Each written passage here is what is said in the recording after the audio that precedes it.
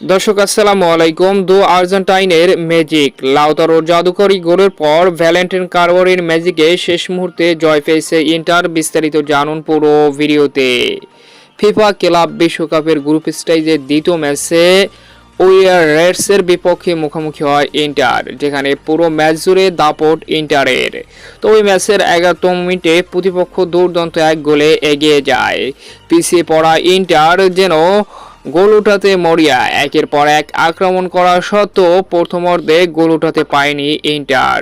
তবে দ্বিতীয়ার্ধের 78তম মিনিটে ইন্টারের অধিনায়ক লাউতারো মার্টিনেসের জাদুকরী ম্যাজিক্যাল বাইসাইকেল গোলে কামব্যাক করে সিরিয়ার জায়ান্ট ইন্টার।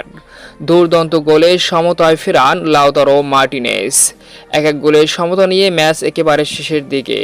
নির্ধারিত 90 মিনিট শেষ হওয়ার পর অতিরিক্ত মিনিট যোগ হয়েছে, আর সেই অতিরিক্ত মিনিটে আর্জেন্টাইন তরুণ ম্যাজিশিয়ান ভ্যালেন্টিন কারবানির অসাধারণ ফিনিশের দুর্দান্ত গোলে ম্যাচের একেবারে অতিরিক্ত টাইমে এগিয়ে যায় সিরিয়ার জায়ান্ট ইন্টার এবং 2-1 গোলের ব্যবধানে শেষ পর্যন্ত এক কষ্ট অর্জিত জয় নিশ্চিত করে জাপানের ক্লাব ওয়ার রেডসের বিপক্ষে সিরিয়ার জায়ান্ট ইন্টার।